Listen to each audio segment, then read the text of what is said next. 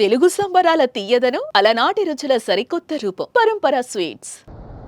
ధర్మరాజులాగా ఉండాల్సిన జానారెడ్డి గారు కూడా మహాభారతంలో ధృతరాష్ట్రం పాత్ర పోషిస్తాడు. నాకైతే బాధ అనిపిస్తుంది. నాలాంటి వ్యక్తికి ఏదన్నా వస్తుంది అంటే 10 మందికి పనికొచ్చే మనిషిని 1000 మందిని కాపాడే వ్యక్తిని నాలాంటి వ్యక్తికి అడ్డం తగులుతుందంటే ఇక నేనేం చెప్పాలో నాకు అర్థమైతలేదు. అందుకని ఇంతకంటే ఎక్కువ చెప్పలేను. ఇప్పటికే చెప్పదలుచుకుని చెప్పిన మనసులో ఉన్నది చెప్పినా లేదా. మరి నన్ను చూస్తే భయపడుతున్నారు అందరూ.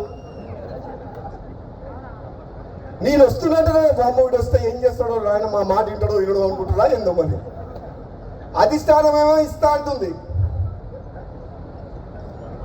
కొందరికి చెమటలు పడుతున్నాయి. ఎందుకు?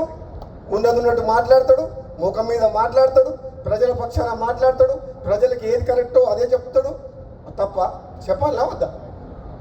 చెప్పాలనా వద్దా? భయపడి అన్నిటికీ తలకాయ ఊపాలనా? మునుగోడు గడ్డ తమ్ముడు చెప్పినట్టు మొత్తం కేసీఆర్ ఫామ్ హౌస్లో పండుకున్న కేసీఆర్ 100 మంది ఎమ్మెల్యేలు వచ్చి మొత్తం మునుగోడులో గల్లీ తిరిగిపోయారు. పోలే ఒక వ్యక్తి రాజీనామా చేస్తే ప్రజల పక్షాన ఒక్క వ్యక్తిని ఓడగొట్టేందుకు 100 మంది ఎమ్మెల్యేలు వచ్చిన చరిత్ర ఎక్కడైనా భారతదేశ చరిత్రలో ఉందా? మీ అందరూ